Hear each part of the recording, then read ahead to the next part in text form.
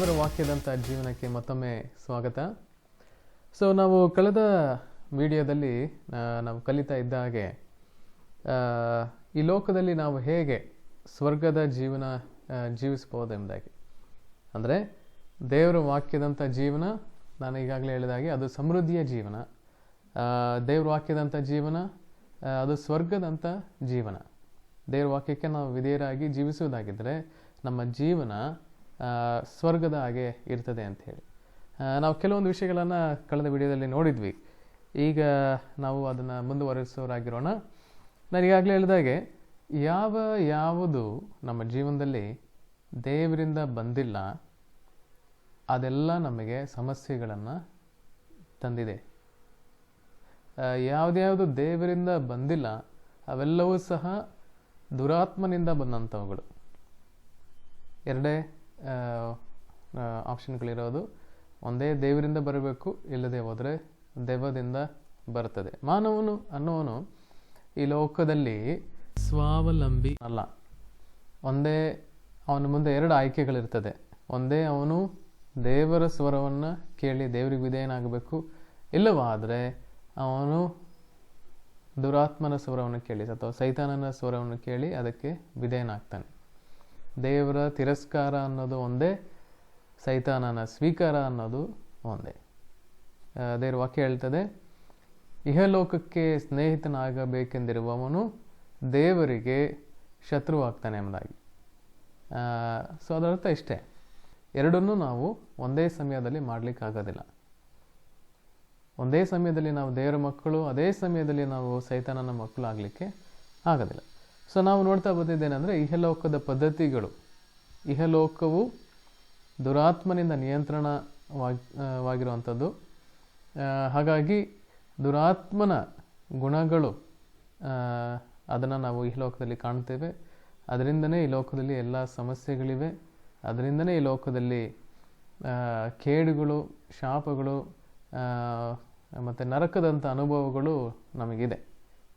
ಅದೆಲ್ಲವೂ ಸಹ ಅದಕ್ಕೆ ಮೂಲ ಸೈತಾನ, ಅವನ ಗುಣಗಳು. ಇನ್ನೊಂದು ಕಡೆ ನಮಗೆ ದೇವರ ರಾಜ್ಯ ಇದೆ. ದೇವರ ರಾಜ್ಯದಲ್ಲಿ ಅದರ ಅರ್ಥ ಏನಂದರೆ ದೇವರೇ ರಾಜನ ಎಂಬುದಾಗಿ. ಎಲ್ಲಿ ದೇವರು ರಾಜನಾಗಿದ್ದಾನೆ ಅಲ್ಲಿ ದೇವರ ರಾಜ್ಯ ಇದೆ ಅಂತೇಳಿ ನಾವು ಅರ್ಥ ಮಾಡ್ಕೊಳ್ಬೋದು. ಎಲ್ಲಿ ದೇವರ ರಾಜ್ಯ ಇದೆ ಅಲ್ಲಿ ಸ್ವಾಭಾವಿಕವಾಗಿ ಅಥವಾ ಸಹಜವಾಗಿ ಅಲ್ಲಿ ಸ್ವರ್ಗ ಇದೆ. ಎಲ್ಲಿ ದೇವರಿದ್ದಾರೆ ಅಲ್ಲಿ ಸ್ವರ್ಗ ಇದೆ.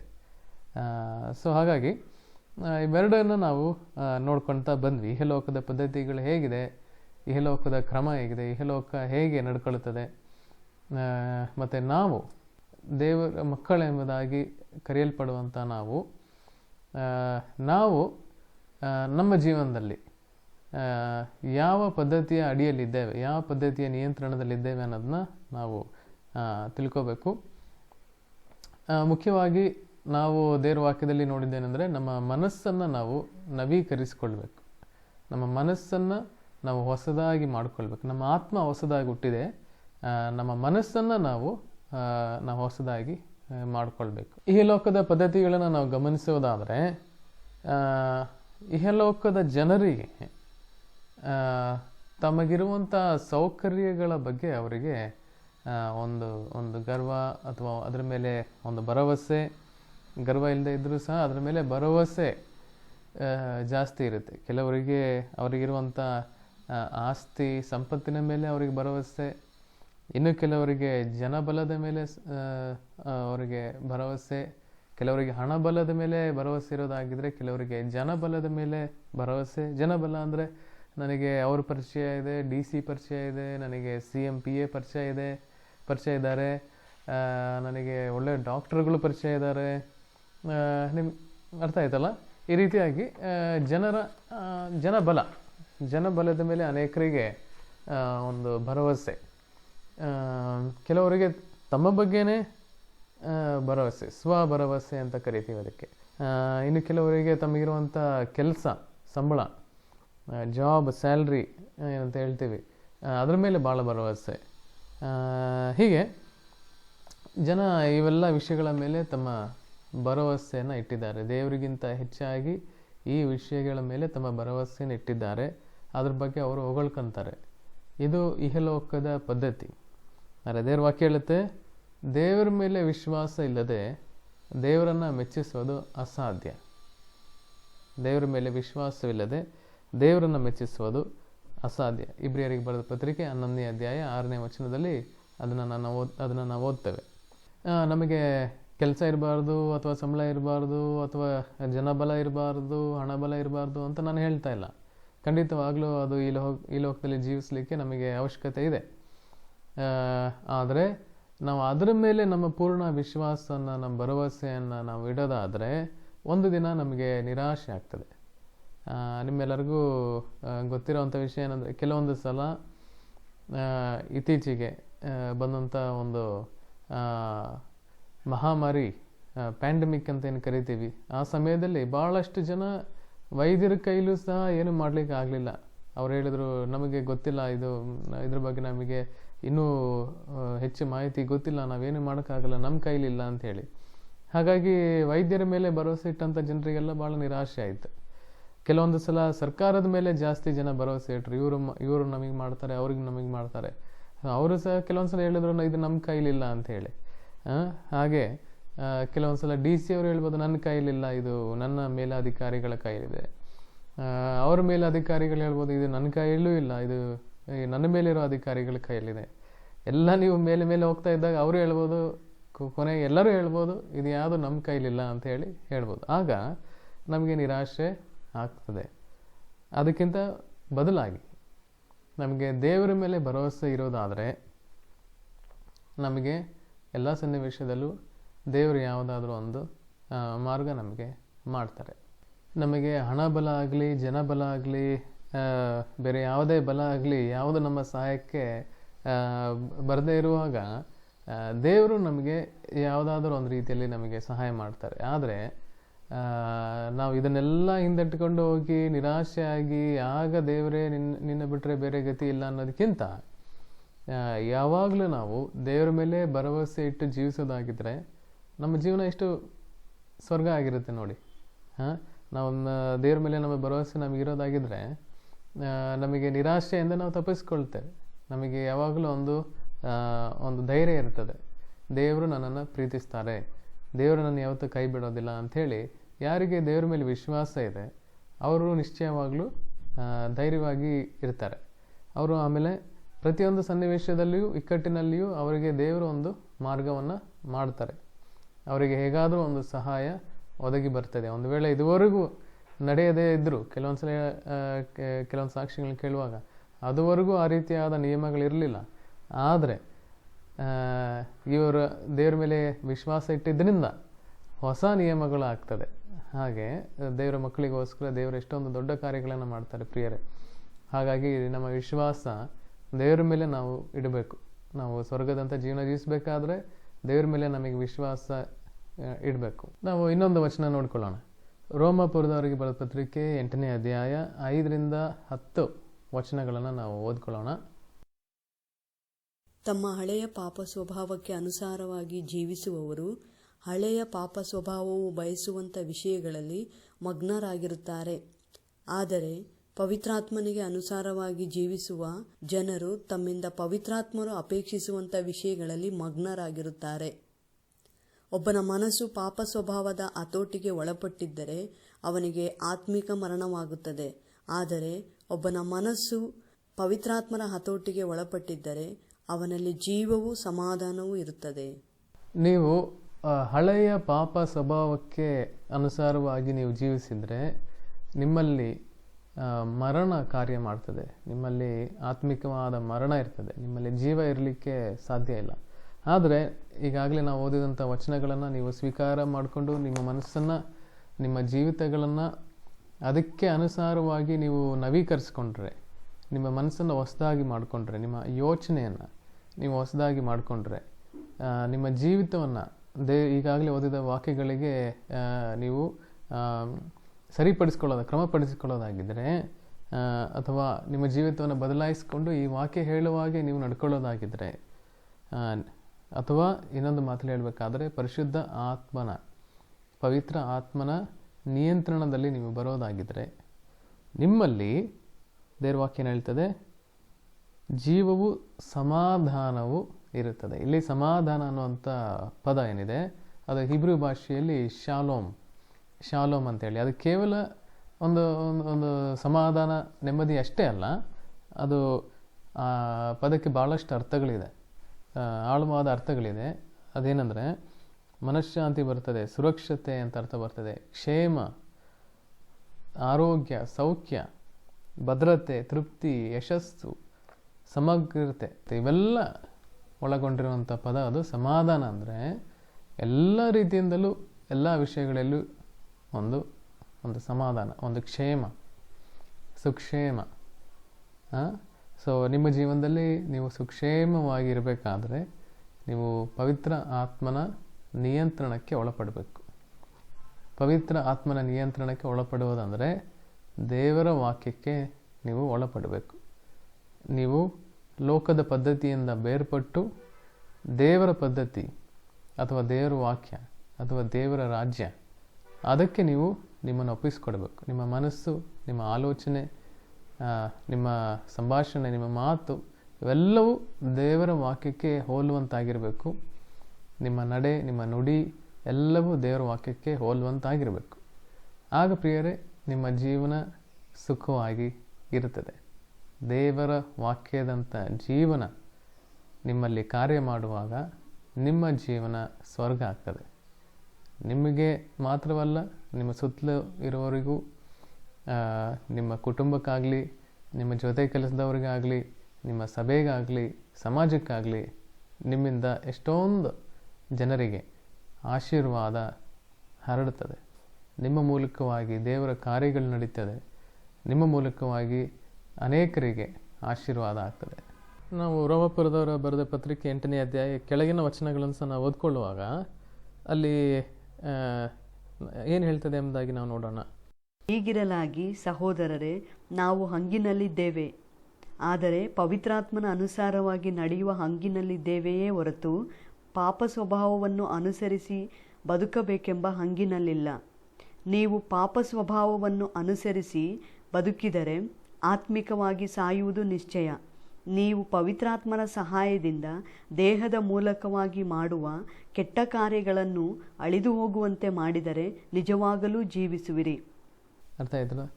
ನಾವು ಪರಿಶುದ್ಧ ಆತ್ಮನ ಸಹಾಯದಿಂದ ನಮ್ಮ ಮನಸ್ಸನ್ನು ನಾವು ನವೀಕರಿಸಿಕೊಂಡು ನಮ್ಮ ಪಾಪ ಸ್ವಭಾವ ಬಯಸುವಂಥ ವಿಷಯಗಳನ್ನು ನಾವು ಬಿಟ್ಟು ಬಿಡುವುದಾಗಿದ್ದರೆ ನಮ್ಮಲ್ಲಿ ಜೀವವು ಕಾರ್ಯ ಮಾಡಲಿಕ್ಕೆ ಪ್ರಾರಂಭಿಸ್ತದೆ. ಈಗಾಗಲೇ ದೇವರು ನಮಗೆ ಜೀವವನ್ನು ಕೊಟ್ಟಿದ್ದಾರೆ, ಆ ಜೀವನ ನಾವು ತಿಳ್ಕೊಳ್ಬೇಕು. ಮತ್ತು ಪಾಪ ಸ್ವಭಾವವನ್ನು ನಾವು ನಾಶ ಮಾಡುವುದಾಗಿದ್ದರೆ ನಾವು ಜೀವಿಸ್ತೇವೆ. ಈ ಲೋಕದಲ್ಲಿ ನಮಗೆ ಯಾವ ಕಷ್ಟ ಬರೋದಿಲ್ಲ ಅಂತ ನಾನು ಹೇಳ್ತಾ ಇಲ್ಲ. ಯಾಕಂದರೆ ಇದೇ ಅಧ್ಯಾಯದಲ್ಲಿ ಕೆಳಗೆ 18ನೇ ವಚನದಲ್ಲೂ ಸಹ ನಾವು ನೋಡ್ತೇವೆ, ನಮಗೋಸ್ಕರ ಮುಂದಿನ ಕಾಲದಲ್ಲಿ ಪ್ರತ್ಯಕ್ಷವಾಗುವ ಮಹಿಮಾ ಪದವಿಯನ್ನು ಆಲೋಚಿಸಿ ಈಗಿನ ಕಾಲದ ಕಷ್ಟಗಳು ಅಲ್ಪವೇ ಸರಿ ಎಂದು ಎಣಿಸುತ್ತೇನೆ.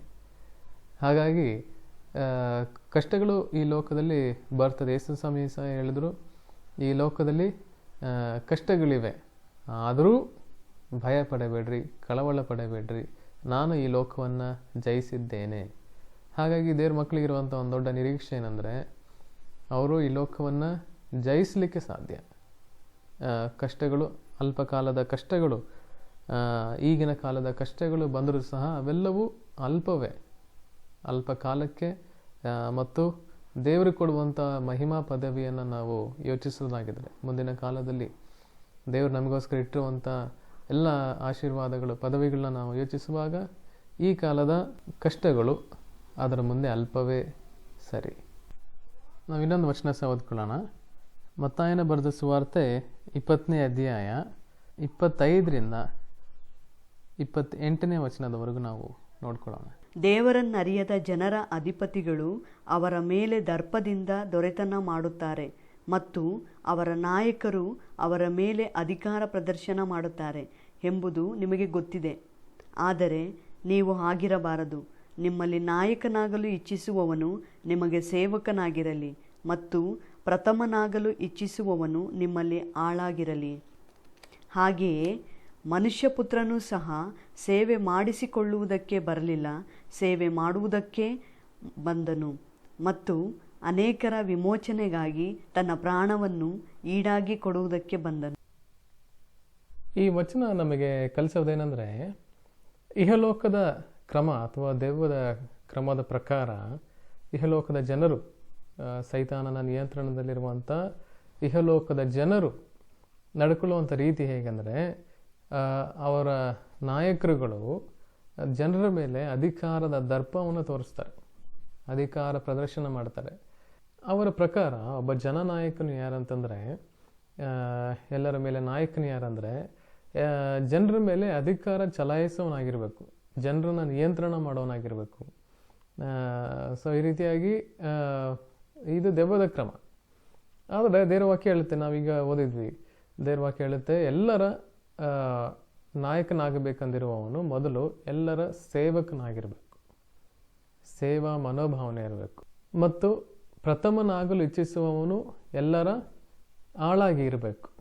ಒಂದು ಮಗುವಿನಂಥ ಮನಸ್ಸಿರಬೇಕು, ಜನರ ಸೇವೆ ಮಾಡುವಂಥ ಮನಸ್ಸಿರಬೇಕು, ಜನರನ್ನು ದುರ್ಮಾರ್ಗದಿಂದ ಸನ್ಮಾರ್ಗಕ್ಕೆ ನಡೆಸುವ ಮನಸ್ಸಿರಬೇಕು, ಸಂತೋಷವಾಗಿ ಎಲ್ಲರ ಸೇವೆ ಮಾಡಬೇಕು, ಎಲ್ಲರನ್ನ ದುರ್ಮಾರ್ಗದಿಂದ ಸನ್ಮಾರ್ಗಕ್ಕೆ ನಡೆಸುವ ವ್ಯಕ್ತಿಯಾಗಿರಬೇಕು, ಜನರಿಗೆ ದೇವರ ವಾಕ್ಯವನ್ನು ಪೋಷಿಸುವನಾಗಿರಬೇಕು.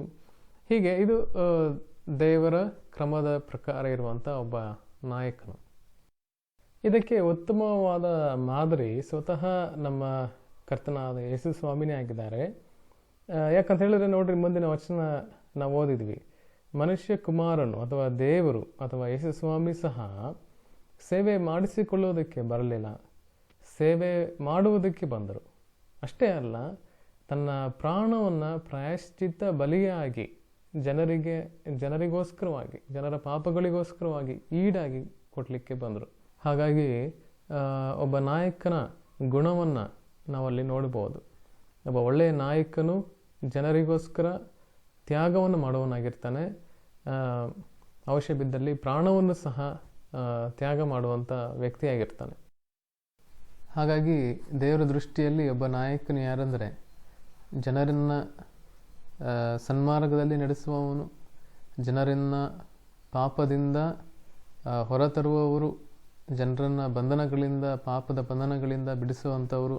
ಹೇಗೆಂದರೆ ದೇವರ ವಾಕ್ಯವನ್ನು ಅವರಿಗೆ ಸಾರುವುದರ ಮೂಲಕ, ದೇವರ ಪ್ರೀತಿಯನ್ನು ಅವರಿಗೆ ತೋರಿಸೋದ್ರ ಮೂಲಕ, ಮತ್ತು ಅವರಿಗೆ ಸಹಾಯ ಮಾಡೋದ್ರ ಮೂಲಕ, ಜನರನ್ನು ಸೈತಾನನ ಬಂಧನದಿಂದ ಬಿಡಿಸುವುದರ ಮೂಲಕ, ಹೀಗೆ ಜನರಿಗೆ ಸೇವೆ ಮಾಡುವವನೇ ದೇವರ ದೃಷ್ಟಿಯಲ್ಲಿ ಒಬ್ಬ ನಾಯಕನಾಗಿದ್ದಾನೆ. ಜನರನ್ನು ದೇವರ ವಾಕ್ಯದಲ್ಲಿ ಉತ್ತೇಜಿಸುವವನು, ವಾಕ್ಯವನ್ನು ಅವರಿಗೆ ಉಪದೇಶಿಸುವವನು, ತಾನೂ ದೇವರ ವಾಕ್ಯ ಹೇಳುವ ಹಾಗೆ ನಡೆಯುವವನು, ಇನ್ನೊಬ್ಬರಿಗೂ ಸಹ ದೇವರ ವಾಕ್ಯ ಹೇಳುವ ಹಾಗೆ ನಡೆಯಬೇಕಂತ ಉತ್ತೇಜಿಸುವವನು, ಜನರ ಅವಶ್ಯಕತೆಗಳಿಗಾಗಿ ದೇವರ ಹತ್ರ ಬೇಡುವವನು, ಜನರ ಅವಶ್ಯಕತೆಗಳಿಗೆ ಸ್ಪಂದಿಸುವವನು, ಅವನೇ ನಾಯಕನಾಗಲಿಕ್ಕೆ ಸೂಕ್ತನೆಂಬುದಾಗಿ ದೇವರು ನಮಗೆ ಕಲಿಸಿದ್ದಾರೆ. ನೋಡಿದರೆ ಎಷ್ಟು ವ್ಯತ್ಯಾಸ ಇದೆ ದೇವರ ಕ್ರಮಕ್ಕೂ ದೆವ್ವದ ಕ್ರಮಕ್ಕೂ ಒಬ್ಬ ನಾಯಕನ ವಿಷಯದಲ್ಲಿ ಎಷ್ಟೊಂದು ವ್ಯತ್ಯಾಸ ಇದೆ ನೋಡಿ. ನಾವು ಇದುವರೆಗೂ ಕಲಿತಿದ್ದೇನೆಂದರೆ, ಒಂದು ಕಡೆಯಲ್ಲಿ ಪಾಪ ಸ್ವಭಾವವು ದೊರೆತನ ಮಾಡುವ ಜೀವನ, ನರಕದ ಜೀವನ, ಆತ್ಮಿಕವಾಗಿ ಸತ್ತಂಥ ಜೀವನ, ಮತ್ತು ಇಹಲೋಕದ ಜನರು ಸೈತಾನನ ನಿಯಂತ್ರಣದಲ್ಲಿರುವುದರಿಂದ ನಾನಾ ರೀತಿಯಾದ ಕೇಡುಗಳು ನಮ್ಮ ಸುತ್ತಮುತ್ತಲೂ ನಡೆಯುತ್ತದೆ. ಆದರೆ ಇನ್ನೊಂದು ಕಡೆಯಲ್ಲಿ ಯೇಸುವನ್ನು ತನ್ನ ದೇವರಾಗಿ ಅಥವಾ ರಕ್ಷಕನಾಗಿ ಸ್ವೀಕರಿಸಿರುವಂಥ ವ್ಯಕ್ತಿಯು, ದೇವರ ಆತ್ಮನ ನಿಯಂತ್ರಣದಲ್ಲಿರುವಂತಹ ವ್ಯಕ್ತಿಯು ಈ ಕೇಡು ತುಂಬಿದ ಲೋಕದಲ್ಲೂ ಸಹ ಸುರಕ್ಷಿತವಾಗಿಯೂ ಸಮೃದ್ಧಿಯಾಗಿಯೂ ಸ್ವರ್ಗದಂಥ ಜೀವನ ಜೀವಿಸಲು ಸಾಧ್ಯ. ದೇವರ ವಾಕ್ಯದಲ್ಲಿ ಹೇಳಲ್ಪಟ್ಟಿರುವಂಥ ಜೀವನ ಅಂದರೆ ದೇವರು ಉದ್ದೇಶಿಸುವಂತಹ ಜೀವನವನ್ನು ನಾವು ಜೀವಿಸುವುದಾದರೆ ಇಹಲೋಕದಲ್ಲೇ ನಾವು ಸ್ವರ್ಗವನ್ನು ಅನುಭವಿಸ್ಬೋದು. ಸ್ವರ್ಗ ಅಂತ ಹೇಳುವಾಗ ನಿಮಗೆ ಅರ್ಥ ಆಯ್ತಲ್ಲ, ಶಾಂತಿ, ಸಮಾಧಾನ, ಸಂತೋಷ, ಆರೋಗ್ಯ, ತೃಪ್ತಿ ಇತ್ಯಾದಿಗಳು. ಹಾಗೆ ದೇವರು ಹೇಳಿರುವುದನ್ನೆಲ್ಲ ಇನ್ನೊಬ್ಬರು ಮೊದಲು ಮಾಡಲಿ ಅನ್ನೋದಲ್ಲ, ನಿಮ್ಮ ಜೀವನದಲ್ಲಿ ನೀವು ಸುದಿನಗಳನ್ನು ನೋಡ್ಬೇಕಂತ ಆಸೆ ಇದೆಯಾ? ನಿಮ್ಮ ಜೀವನ ಸ್ವರ್ಗ ಆಗಬೇಕಾ? ಹಾಗಾದರೆ ದೇವರು ಹೇಳಿದ್ದನ್ನು ನೀವು ಮಾಡಿ, ಹಿಂದೆ ಮಾಡಿ, ಈಗಲೇ ಮಾಡಿ. ನಿಮ್ಮ ಜೀವನದಲ್ಲಿ ಒಂದು ಒಳ್ಳೆಯ ತೀರ್ಮಾನವನ್ನು ಈಗ ಮಾಡಿರಿ. ನಮ್ಮ ಜೀವನದಲ್ಲಿ ಒಳ್ಳೆಯ ತೀರ್ಮಾನಗಳನ್ನು ಮಾಡುವಾಗ ಒಳ್ಳೆಯ ಬದಲಾವಣೆ ಆಗುತ್ತೆ ಅಲ್ವಾ? ಅದರಿಂದ ಸ್ವತಃ ನಮಗೂ ನಮ್ಮ ಸುತ್ತಮುತ್ತಲಿರೋರಿಗೂ ಒಳ್ಳೇದಾಗುತ್ತೆ ಅಲ್ವಾ? ಹಾಗಾದರೆ ಅದನ್ನು ಯಾಕೆ ತಡ ಮಾಡಬೇಕು? ಯಾಕೆ ನರಕ ಯಾತನೆ ಅನುಭವಿಸ್ತೀರಿ?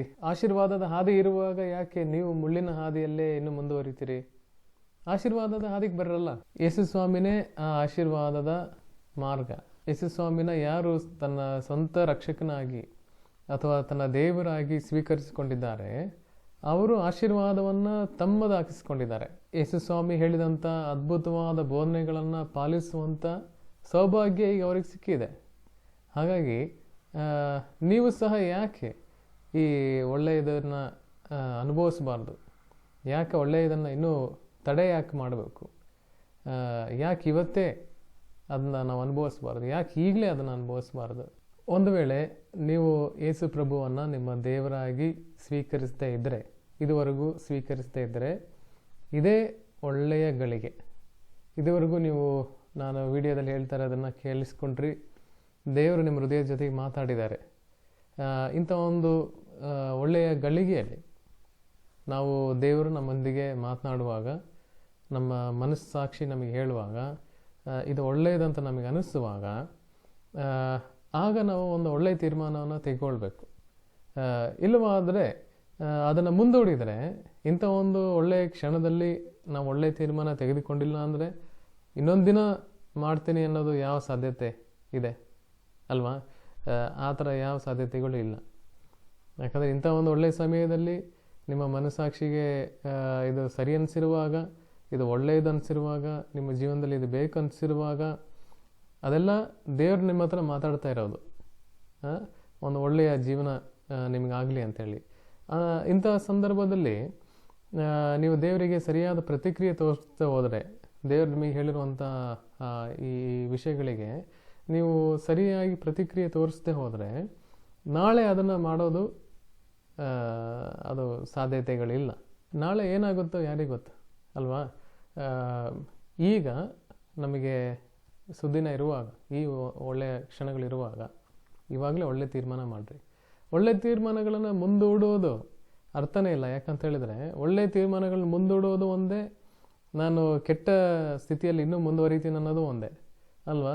ಹಾಗಾದರೆ ಕೆಟ್ಟ ಸ್ಥಿತಿಯಲ್ಲಿ ಯಾಕೆ ಮುಂದುವರಿಬೇಕು? ಒಳ್ಳೆಯ ತೀರ್ಮಾನ ಮಾಡ್ಬೋದಲ್ಲ. ನಾಳೆ ಯಾಕೆ, ನಾಳೆಯಿಂದ ನಾನು ಚೆನ್ನಾಗಿರ್ತೀನಿ ಅನ್ನೋದು ಯಾಕೆ? ಈಗಿಂದನೇ ಚೆನ್ನಾಗಿರ್ಬೋದಲ್ವ? ನಾಳೆ ಅನ್ನೋದಲ್ಲ, ಈಗಲಿಂದನೇ, ಈ ಕ್ಷಣದಿಂದನೇ ನಾವು ಅದನ್ನ ಒಳ್ಳೆಯ ತೀರ್ಮಾನ ಮಾಡಲಿಕ್ಕೆ ತಡ ಯಾಕೆ ಅಲ್ವಾ? ಓಕೆ, ಹಾಗಾದರೆ ಸಿದ್ಧರಿದ್ದೀರಾ? ನನ್ನ ಜೊತೆಗೆ ನಿಮ್ಮ ಮನದ ಆಳದಿಂದ ಈ ರೀತಿಯಾಗಿ ಪ್ರಾರ್ಥಿಸ್ರಿ. ನಾನು ಹೇಳುವ ಹಾಗೆ ನೀವು ಸಹ ಹಿಂದೆ ನಿಮ್ಮ ಮನಸ್ಸಿಗೆ ಬಂದಿದ್ದನ್ನು ದೇವರ ಹತ್ರ ನೀವು ಹೇಳಬಹುದು ಖಂಡಿತವಾಗ್ಲೂ. ಆದರೆ ಒಂದು ವೇಳೆ ನಿಮಗೆ ಈಗ ಏನು ಹೇಳಬೇಕಂತ ಗೊತ್ತಿಲ್ಲದೆ ಹೋದರೆ, ನಾನು ಹೇಳುವಂಥ ಪ್ರಾರ್ಥನೆಯನ್ನು ನಿಮ್ಮ ಹೃದಯದಲ್ಲಿ ನೀವು ನಂಬುತ್ತಾ ನಿಮ್ಮ ಬಾಯಲ್ಲೂ ಹೇಳಬೇಕು. ದೇವ್ರ ಹತ್ರ ಅದನ್ನ ಬೇಡ್ಕೊಳ್ರಿ. ಪ್ರಾರ್ಥನೆ ಮಾಡೋಣ.